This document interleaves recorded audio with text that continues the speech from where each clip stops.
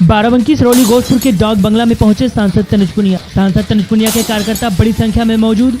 सांसद तनुज पुनिया ने चौपाल लगाकर सुनी लोगों की समस्या। बाराबंकी सिरौली गोश्तपुर लोक निर्माण विभाग अतिथि गृह सिरौली गोश्तपुर में सांसद तनुज पुनिया ने ब्लॉक प्रमुख रेणु वर्मा की अध्यक्षता में जन संवाद कार्यक्रम में जनता की शिकायतों को सुना और संबंधित अधिकारियों को समस्याओं का गुणवत्ता युक्त समाधान कराने की बात कही। सिरौली गोश्तपुर के डाक बंगला में बुधवार को लोक निर्माण विभाग अतिथि गृह सिरौली गोश्तपुर में सांसद तनुज पुनिया ने जन संवाद में ग्रामीणों की समस्याओं को सुना। बिजली विभाग, स्वास्थ्य विभाग व विकास विभाग के अधिकारी कर्मचारियों की मौजूदगी में सबसे अधिक बिजली विभाग के अवर अभियंता राज मौर्य के विरुद्ध शिकायतें आईं। जनप्रतिनिधियों एवं बिजली विभाग से काफी देर तक नोकझोंक भी हुई, जिस पर ब्लॉक प्रमुख रेणु वर्मा ने अवर अभियंता राज मौर्य पर काफी नाराजगी जताई और उन्हें अपनी कमियों पर जल्द से जल्द सुधार करने की हिदायत भी दे डाली।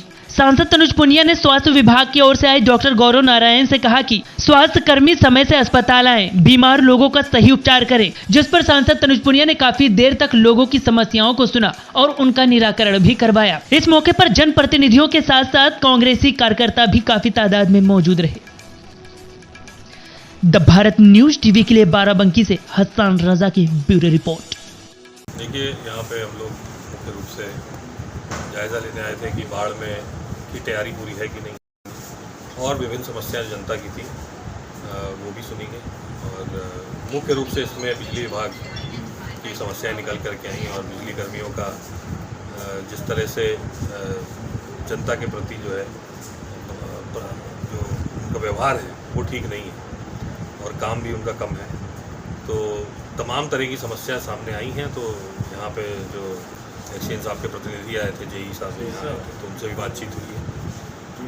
अब जो कार्रवाई होनी होगी वो करेंगे। ये यहाँ पर बिजली से रिलेटेड से लेकर के बहुत ज़्यादा समस्या है। वही मैं कह रहा हूँ कि जो बिजली विभाग का काम है सिरौली गोश्तपुर में वो ठीक नहीं है और इसको ठीक कराने के लिए हम लोग पूरी जनता के साथ हैं और इसको करवाया जाएगा। बाढ़ प्रभावित क्षेत्रों का निरीक्षण करने के बाद कैसे तैयारी चल रही है? नहीं, निरीक्षण नहीं हुआ, बातचीत अधिकारियों से, तहसीलदार साहब, BDO साहब दोनों यहाँ मौजूद हैं और उन्होंने बताया कि तैयारी किस तरह से है। क्या उन्होंने घर चिन्हित कर लिए हैं जो बाढ़ से प्रभावित होते हैं, कच्चे पक्के, सब बताया उन्होंने।